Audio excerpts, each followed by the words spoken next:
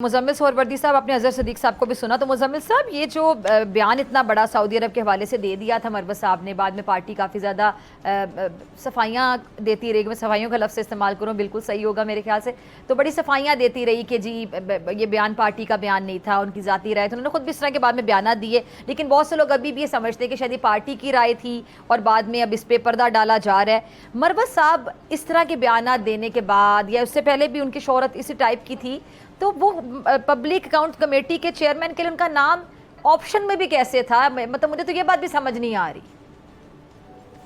देखें, अगर तो तहरीक इंसाफ उनको पब्लिक अकाउंट्स कमेटी का चेयरमैन बनवा सकती होती तो कभी भी नाम वापस ना लेती। पहली बात आप ये समझ, अगर कहीं किसी कानून में किसी आइन में लिखा होता कि पब्लिक अकाउंट्स कमेटी का जो चेयरमैन है उसका ताल्लुक ऑपोजिशन से होगा और उसका नाम लीडर ऑफ द ऑपोजिशन देगा, तो मैं आपको, मुझे यकीन कामिल है कि शेर अफजल मरवत के नाम से 1 इंच पीछे नहीं हटती ये तहरीक इंसाफ। लेकिन मुसीबत ये है कि ऐसा कोई कानून और आइन में कहीं नहीं लिखा कि पब्लिक अकाउंट्स कमेटी का चेयरमैन ऑपोजिशन से होगा।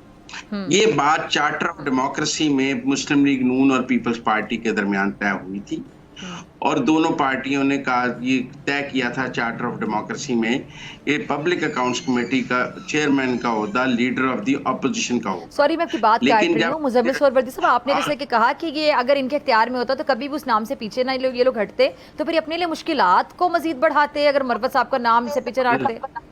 नहीं, आप मेरी बात तो सुने ना। जी जी। अब सूरत हाल ये है कि जब इमरान खान वजीर आजम थे तो उन्होंने लीडर ऑफ द ऑपोजिशन को पब्लिक अकाउंट्स कमेटी का चेयरमैन बनाने से इनकार किया था और कहा था कि जी उन पर तो केसेस हैं, लिहाजा हम उनको नहीं बनाएंगे, कोई और नाम दे दें। तो ऑपोजिशन ने राना तनवीर का नाम दे दिया था क्योंकि हुकूमत को शहबाज शरीफ का नाम कबूल नहीं था। सिंध में मुराद अली शाह साहब ने हलीम आदिल शेख को नहीं बनाया था, उनकी शर्त थी कि पहले Tehreek Insaf charter of democracy पे दस्तखत करे, फिर हम ऑपोजिशन को पब्लिक अकाउंट्स कमेटी का चेयरमैन देंगे, क्योंकि ये बात तो चार्टर ऑफ डेमोक्रेसी में तय हुई है, वो पाकिस्तान के आइन और कानून और असेंबली के कवायद में तो लिखी नहीं हुई है।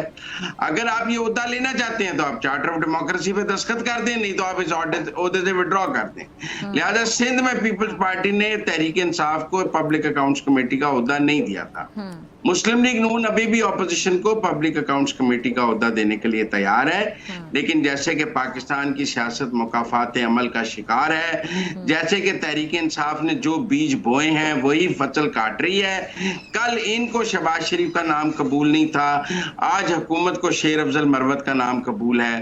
कल ये कहते थे कि जिसको हम कहेंगे ऑपोजिशन में से उसको बनाया जाए, आज हुकूमत कह रही है कि जिसको हम कहेंगे ऑपोजिशन में से उसको बनाया जाए। ये पॉइंट स्कोरिंग है, स्कोर सेटल हो रहा है। इतनी इन्होंने लचक दिखानी होती तहरीक इंसाफ वालों ने तो मुल्क के दीगर मामलात में ना दिखा देते।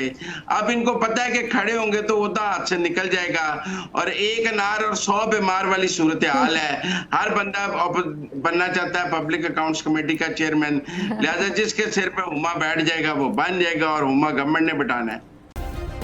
सब्सक्राइब करें और बेल दबाएं ताकि कोई खबर रह न